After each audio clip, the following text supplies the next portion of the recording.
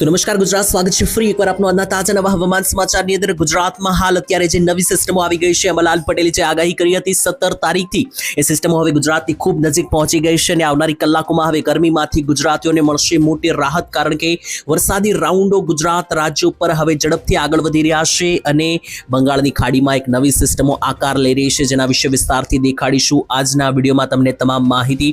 સાથે મિત્રો તમને જણાવી દઈએ તો ગુજરાતમાં હવે ચોમાસું પણ કેટલું નજીક છે તેના ઉપર પણ મારે તમને માહિતી આપવાની છે। સાથે જોઈ લો, બંગાળની ખાડી અને અરબ સાગરમાં ટોટલ 3 મોટી સિસ્ટમો અત્યારે એક્ટિવ થઈ ગઈ છે અને આ 3 સિસ્ટમોની કારણે ગુજરાતમાં ફરી એકવાર જે છે તે માવઠાની આગાહી, કારણ કે જોઈ લો આ બધી સિસ્ટમો હવે લગાતાર ગુજરાત તરફ જે છે તે મિત્રો આ રીતની આગળ વધવાને લઈને સૌથી મોટી અપડેટ આવી રહી છે। અને બીજા નંબરે આજના વિડીયોની અંદર આપણે બીજા બધા પણ ઘણા બધા મુદ્દાઓ જાણવાના છે, જેમ કે માત્ર વરસાદ વિશે નહીં, ચોમાસા વિશે, ગરમી વિશે અંબાલાલની શું આગાહી છે, સાથે આજે ગુજરાતનું તાપમાન કેટલા ડિગ્રી જઈ શકે, એટલે કે તમારા જિલ્લાની અંદર, તમારા ગામની અંદર કે વરસાદની આગાહી છે કે ગરમીની, અને જો વરસાદની આગાહી છે તો કેટલો વરસાદ આવશે, કઈ તારીખે આવશે, અને ગરમીને લઈને આજે કેટલા ડિગ્રી સુધી ટેમ્પરેચર તમારા ગામમાં જશે, બધી કમ્પ્લીટ A to Z માહિતી આપીશું આજના આ વિડીયોની અંદર। તો ચાલો મિત્રો ફટાફટ આપણે એક લિસ્ટ બનાવી લઈએ કે આજના વિડીયોમાં આપણે કયા કયા મુદ્દા જાણીશું અને ત્યાર પછી જે છે તે વિડીયોની શરૂઆત કરીએ। તો સૌથી પહેલા આજના આ વિડીયોની અંદર પહેલા નંબરના મુદ્દાની અંદર મારે તમને અપડેટ આપવાની છે, રહેવાની છે વરસાદની કમ્પ્લીટ સિસ્ટમ હું તમને સમજાવવાનો છું કે જે રીતની સિસ્ટમ બંગાળની ખાડીથી લઈને અરબ સાગરની અંદર અત્યારે હાલ બનેલી છે, તો એ સિસ્ટમોને લઈને આખું સર્ક્યુલેશન શું જોવા મળી રહ્યું છે, સિસ્ટમો ક્યાંથી કયો રસ્તો અપનાવી રહી છે જાણીશું। બીજા નંબરે હું તમને બધા નકશાઓ દેખાડવાનો છું, જે નવા નકશાઓ જાહેર કરવામાં આવ્યા છે ગરમીને લઈને, ચોમાસાને લઈને અને વરસાદના અત્યારે નવા રાઉન્ડને લઈને, એ બધા નકશા દેખાડીશ।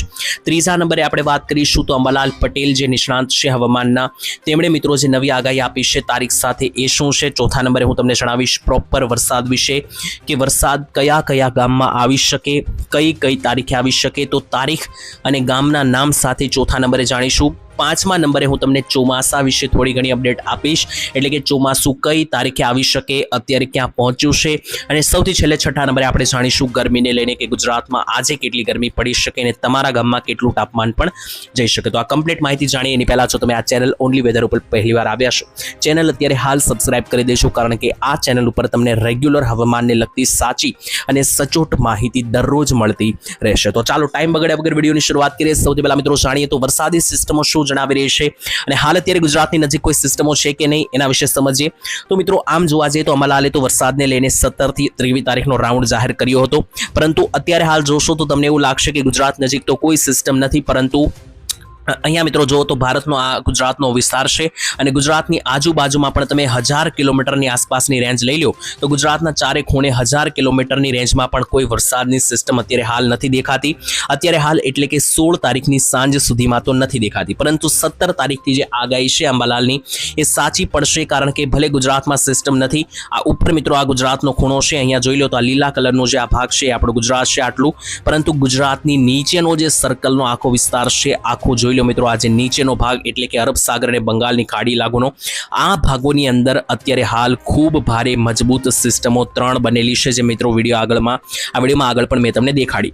અને ધીમે ધીમે જેમ જેમ હવે તારીખો આગળ વધશે એમ આ બધી સિસ્ટમો આ રીતની મિત્રો ઉપર તરફ આગળ વધતી જશે, એટલે કે આજે 16 તારીખ છે અને આજે સિસ્ટમ ઘણી બધી હજુ દૂર છે, જોઈ લઈએ તો 16 તારીખની રેન્જમાં, પરંતુ જેમ જેમ તારીખ આગળ વધશે, જેમ કે 17 તારીખે વધારે ઉપર ચડશે અને 18 તારીખે આસપાસ તો આખી સિસ્ટમ ગુજરાત નજીક આવતી આપણને જોવા મળશે। તો 18 તારીખ આસપાસ જે વરસાદની આગાહી અહીંયા દેખાડવામાં આવી છે, એ મિત્રો વરસાદની આગાહી અહીંયા જે મિત્રો મેં તમને વાત કરી એ ગુજરાતની આસપાસ અત્યારે ભલે કોઈ સિસ્ટમ ના હોય, પરંતુ બંગાળની ખાડી અને અરબ સાગરમાંથી સિસ્ટમો આગળ વધીને ગુજરાત પહોંચશે।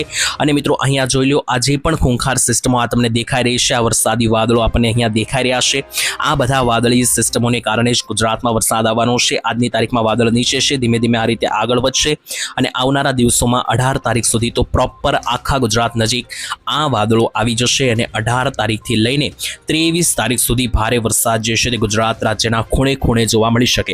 અને આના વિશે જ અંબાલાલ પટેલે પ્રોપર A to Z માહિતી આપી છે। જી હા, હવે હું તમને અંબાલાલની આગાહી જણાવું, જેનાથી તમને ખ્યાલ આવે કે જે રીતની આપણે સિસ્ટમની આગાહી આપી એ જ રીતની સેમ ટુ સેમ અંબાલાલની પણ આગાહી છે, તો સેમ મિત્રો માહિતી મેચ થઈ રહી છે। જેમ કે અંબાલાલ પટેલે મિત્રો તારીખ આપી છે 18 થી 23। જી હા મિત્રો, ગુજરાત રાજ્યમાં વરસાદના નવા રાઉન્ડને લઈને જે અપડેટ છે, તો અંબાલાલ પટેલે મિત્રો અત્યારે હાલે આ કૃતિકા નક્ષત્ર ચાલી રહ્યું છે, આ નક્ષત્રની અંદર વરસાદ પડશે 18 તારીખથી લઈને 23 તારીખ સુધી તેવી આગાહી અંબાલાલે કરેલી છે ઓલરેડી પહેલેથી.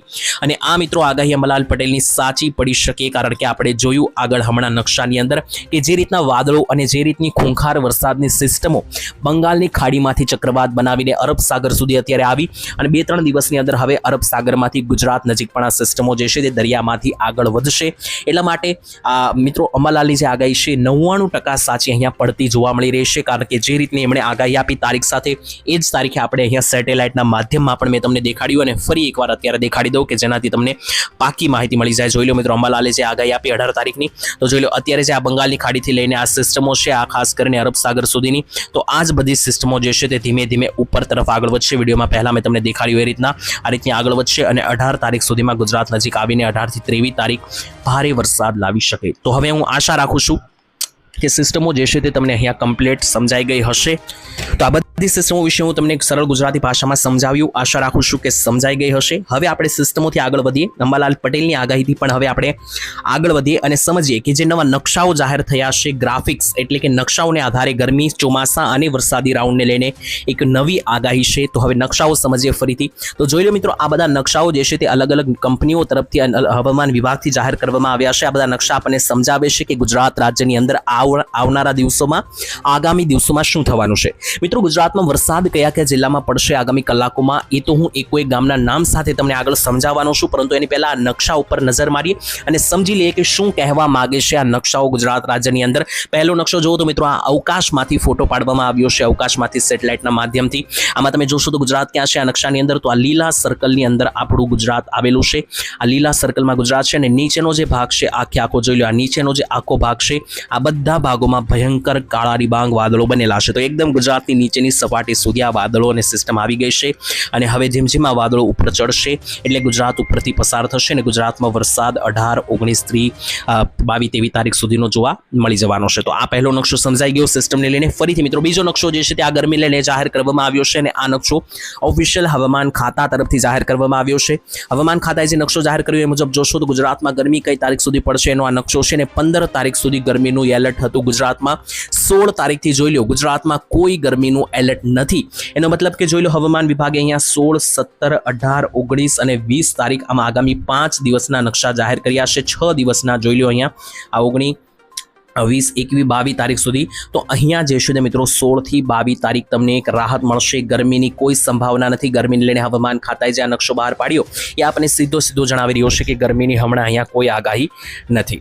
અને મિત્રો હવામાનની વાત નીકળી છે ગરમીની, તો હું તમને ગઈકાલનું તાપમાન જણાવું તો ગઈકાલે પણ ગુજરાતમાં ખૂબ ગરમી પડી છે, પરંતુ મેં તમને જણાવ્યું એ રીતે 15 તારીખ છેલ્લો દિવસ હતો.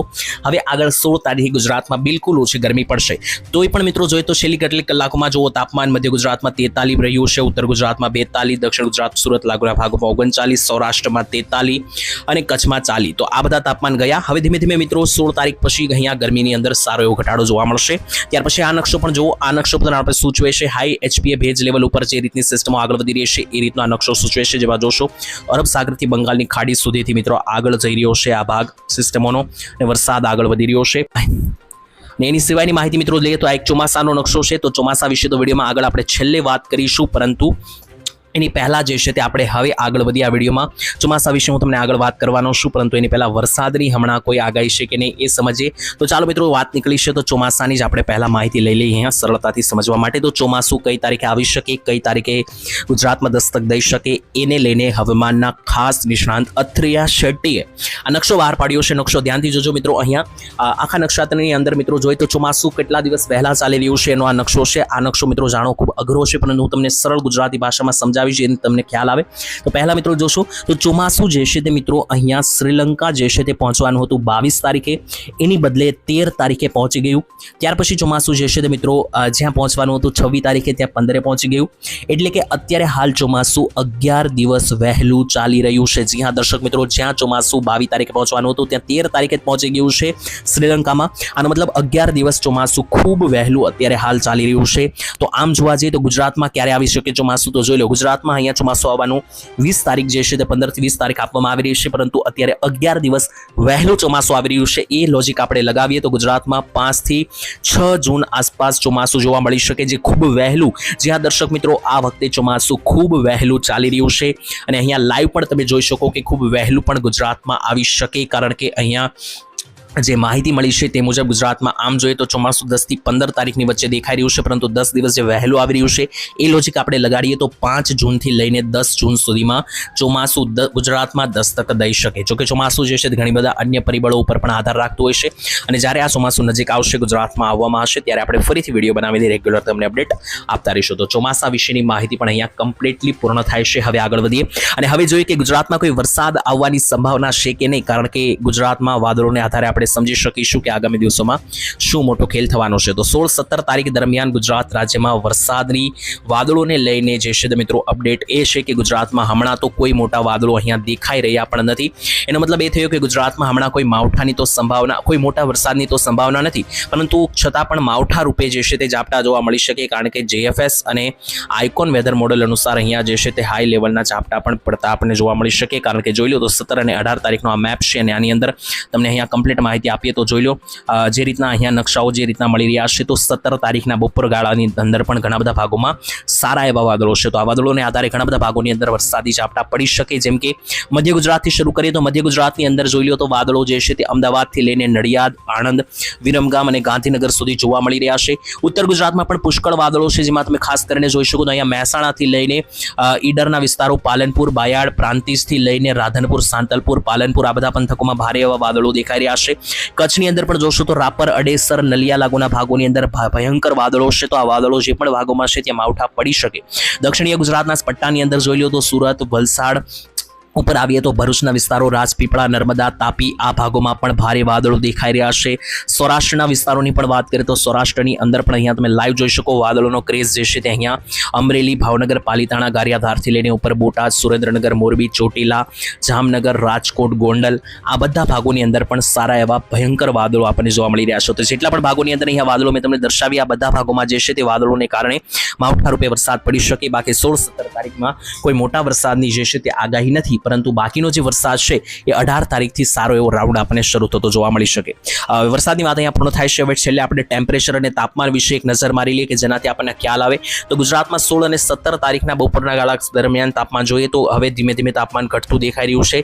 જ્યાં 45-44 ડિગ્રી જઈ રહ્યું હતું ત્યાં 41 થઈ રહ્યું છે, અને જ્યાં 40 ડિગ્રી થતું ત્યાં મિત્રો 38-37 હવે થતું જોવા મળી રહ્યું છે. જેમ કે મધ્ય ગુજરાત, અમદાવાદ લાગુના વિસ્તારોમાં આજે મહત્તમ તાપમાન 41 જઈ શકે, દક્ષિણ ગુજરાતમાં 39 જઈ શકે, સૌરાષ્ટ્રની અંદર તાપમાન 39 જઈ શકે, ઉત્તર ગુજરાતમાં 40 અને કચ્છની અંદર અહીંયા તાપમાન 38 ડિગ્રી જઈ શકે. તો અહીંયા જુઓ તો તાપમાનમાં એક સારો એવો ઘટાડો જોવા મળ્યો છે. આપણને જે છેલ્લા 2-3 દિવસથી તાપમાન 40-45 જતું હતું એની જગ્યાએ હવે 38 થી 41 સુધી આવી ગયું છે. અને આવનારા 17-18 તારીખ આસપાસ જે વરસાદી ઝાપટાની આગાહી છે, તો એ વરસાદી રાઉન્ડની સાથે એક પવનનો પણ સારો રાઉન્ડ ગુજરાતમાં જોવા મળી શકે, અને એને આધારે ગુજરાતમાં ગરમીમાંથી એક મોટી રાહત મળશે.